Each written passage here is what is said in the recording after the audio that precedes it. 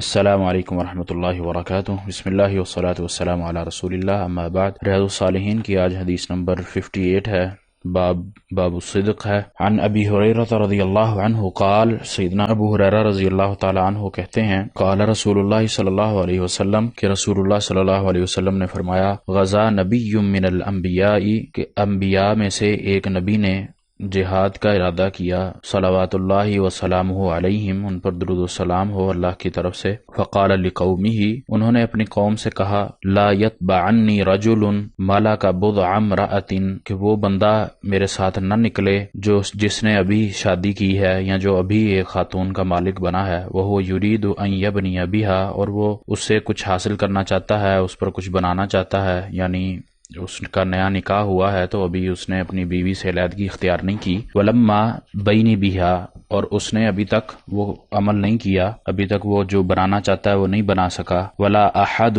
بنا بیوتا، اور نہ وہ جائے جس نے اپنا گھر بنایا ہے، لم یرفع سقوفہا، اور ابھی تک اس نے چھت نہیں ڈالی، یعنی اس کا گھر ابھی مکمل نہیں ہوا۔ ولا احد اشترى غنما، اور اسی طرح جس نے کہ بکریاں خریدی ہوں، او خلیفات، او یا اونٹنیاں، وہ اونٹنیاں جو حاملہ ہوں، اسی طرح بکریاں بھی جو حاملہ ہوں، وہو ینتظر اولادہا، اور وہ اس کے اولاد کا انتظار کرتا ہے، یعنی بکری اور اونٹنی کے بچوں کا انتظار کر رہا ہے۔ فغزا، تو اس پیغمبر نے جہاد کے لیے نکلا، اپنا سفر شروع کیا۔ فدنا من القریۃ صلاۃ العصر او قریب من ذلک، تو اپنے اس سفر میں انہوں نے نماز عصر کا وقت پایا، نماز عصر پڑھی یا اس کے قریب، نماز عصر یا نماز عصر کے قریب کا کوئی وقت۔ فقال للشمس، اس نبی نے سورج کو کہا، انکی مأمورۃ وانا مأمور، بے شک کہ تم بھی اللہ کی طرف سے معمور ہو اور میں بھی اللہ کی طرف سے معمور ہوں۔ اللہم احبسها علینا، پھر انہوں نے اللہ سے دعا کی کہ اے اللہ اسے ہمارے لیے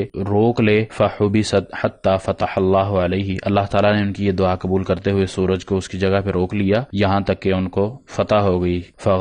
فجمع الغنائم، تو پھر انہوں نے وہاں جو ان کو مال غنیمت ملا تھا اس کو جمع کیا، یعنی جو جنگ میں جو غزوہ میں ان کو مال بچ گیا تھا تو انہوں نے وہ مال جمع کیا۔ فجاءت یعنی النار، فجاءت سے مراد آگ ہے کہ آگ آئی، لتأکلہا، کہ وہ اس مال کو کھا لے، فلم تطعمہا، لیکن آگ نے اس کو کھایا نہیں۔ فقالا، تو یہ نبی اپنی قوم سے کہنے لگا جو اس غزوہ میں شریک تھے، ان سے مخاطب ہوا، ان فیکم غلولا، کہ تم میں سے کوئی ایسا شخص ہے جو خیانت کر رہا ہے، جو خیانت کا عمل کرتا ہے۔ فلیبایعنی من کل قبیلۃ رجل، بس اس عمل کو جاننے کے لیے ہر قبیلے کا ایک شخص میرے ساتھ وعدہ کرے، میری بیعت کرے۔ فلازقت ید رجل بیدہ، تو ایک شخص کا ہاتھ جو تھا وہ نبی کے ہاتھ سے چمٹ گیا۔ فقالا، تو انہوں نے کہا، فیکم الغلول، کہ تمہارے قبیلے میں خیانت ہے۔ فلتبایعنی قبیلتک، پھر اب آپ کا جو اس بندے کا ہاتھ چپٹا تھا اس کے قبیلے کے لوگ بیعت کریں یا وعدہ کریں۔ فلازقت ید رجلین او ثلاثۃ بیدہ، تو جب اس قبیلے کی بیعت شروع ہوئی تو اس میں سے 2 یا 3 لوگوں کے ہاتھ اسی طرح نبی کے ہاتھ سے جڑ گئے۔ فقال فیکم الغلول، تو اس نبی نے کہا کہ تمہارے اندر خیانت کا عمل ہے۔ فجاءوا برأس مثل رأس بقرۃ من الذهب، تو پھر وہ اپنی اس گناہ کی سزا کے طور پر یا اس کا ازالہ کرنے کے لیے ایک سونے کا سر اس طرح کا بنا ہوا لے کر آئے جس طرح گائے کا ہوتا ہے، گائے کے سر کے مثل یا اتنا بڑا وہ لے کر آئے۔ فوضعها، اور انہوں نے اس کو رکھ دیا۔ فجاءت النار فاکلتها، تو آگ آئی اور اس نے اس کو کھا لیا۔ فلم تحل الغنائم لأحد قبلنا، یہ غنائم جو ہوتے تھے یعنی جنگ سے بچنے کا جو سامان ہوتا تھا، جنگ جیتنے کے بعد جو سامان بچ جاتا تھا، یہ پہلی امتوں پر حلال نہیں تھے۔ ثم احل اللہ لنا الغنائم، پھر اللہ تعالیٰ نے یہ اس امت کے لیے حلال کیا۔ لما رأى ضعفنا وعجزنا، جب ہماری کمزوری کو اور ہماری عاجزی کو دیکھا، فأحلها لنا، پھر اللہ تعالیٰ نے ان کو اس مال غنیمت کو ہمارے لیے حلال کیا۔ متفق علیہ، یہ بخاری اور مسلم کی روایت ہے۔ سیدنا ابو ہریرہ کی یہ طویل حدیث میں نبی علیہ الصلوۃ والسلام کی جو ہمیں تعلیمات مل رہی ہیں وہ یہ کہ پہلی امتوں پر بھی جہاد کا عمل تھا، نماز کا عمل تھا، ایمان اور اسلام کی حالت ان پر بھی ہوا کرتی تھی، اگرچہ ان کی تعلیمات مختلف تھیں۔ اس طرح نبی علیہ الصلوۃ والسلام کی اس حدیث میں دوسری چیز ہمارے سامنے جو ہے وہ یہ کہ اللہ کے لیے جو بھی عمل کرنا ہے، جہاد کا عمل بہت بڑا عمل ہے، اس کے علاوہ کوئی بھی عمل ہے وہ انسان مخلص ہو کر اللہ کے لیے نکلے، اس کے لیے فراغت پائے، کسی دوسری چیز کو وہ اپنے اس کام پر سبقت نہ دے۔ تو اس طرح اللہ کے نبی علیہ الصلوۃ والسلام نے اس نبی کے بارے میں جو بتلایا، اس میں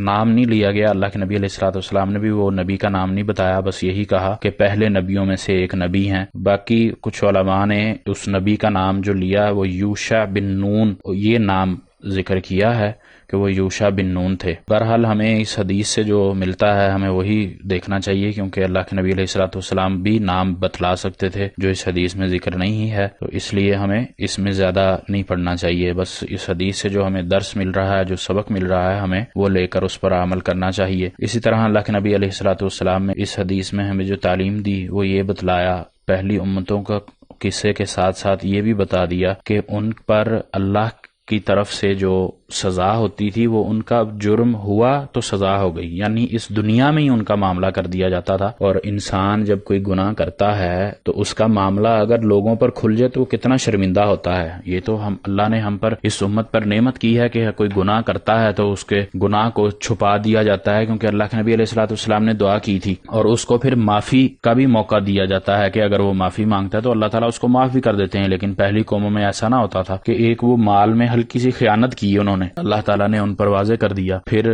اس حدیث میں یہ بھی کہ اللہ کے نبی علیہ الصلوۃ والسلام سے پہلے جو امت تھی ان پر مال غنیمت حلال نہ ہوا کرتا تھا، یہ بھی اللہ کی طرف سے انعام تھا نبی علیہ الصلوۃ والسلام کے لیے خاص، کہ اس امت کے لیے مال غنیمت کو اللہ تعالیٰ نے حلال کر دیا۔ اور اس طرح اس حدیث سے جو اہم اس باب میں آنے کی وجہ جو حدیث ہے وہ یہ ہے کہ اس باب میں ہمیں سچ بولنے کی تلقین کی جا رہی ہے۔ ظاہر ہے وہ خیانت کیا کرتے تھے مال میں، تو وہ خیانت جھوٹ میں آتی ہے، خیانت بھی ہے، پھر وہ جھوٹ بھی بولا جاتا ہے، تو یہ دونوں چیزوں سے ہمیں روکا گیا کہ ہم کسی چیز میں خیانت نہ کریں، امانت میں خیانت نہ کریں، ملاوٹ بھی نہ کریں اور جھوٹ بھی نہ بولیں۔ یہ تینوں درس ہمیں مل رہے ہیں۔ اس کے علاوہ اس حدیث میں جو اللہ کے نبی علیہ الصلوۃ والسلام سے ہمیں تعلیم دی جا رہی ہے وہ یہی کہ اللہ کے لیے مخلص ہو جائیں، اپنے اعمال میں مخلص ہو جائیں۔ اور یہ بھی اس میں ایک معجزہ ہے کہ اللہ تعالیٰ نے اپنے اس نبی کے لیے سورج کو بھی روکے رکھا اور ان کو فتح بھی دی۔ یہ اللہ کے، یہ انبیاء کے معجزات ہوتے ہیں، ان سے بھی ہمیں انکار نہیں، لیکن یہ وہی معجزات جو اللہ کے نبی کی سنت سے موجود ہیں یا اللہ کے نبی علیہ الصلوۃ والسلام نے ہمیں بتلا دیے ہیں، یہ ان پر ایمان لانا بھی ہمارے لیے ضروری ہے۔ اللہ تعالیٰ سے دعا ہے کہ اللہ تعالیٰ ہمیں صحیح سمجھ کر عمل صالح کرنے کی توفیق عطا فرمائے۔ وما توفیقی الا باللہ، علیہ توکلت و الیہ انیب۔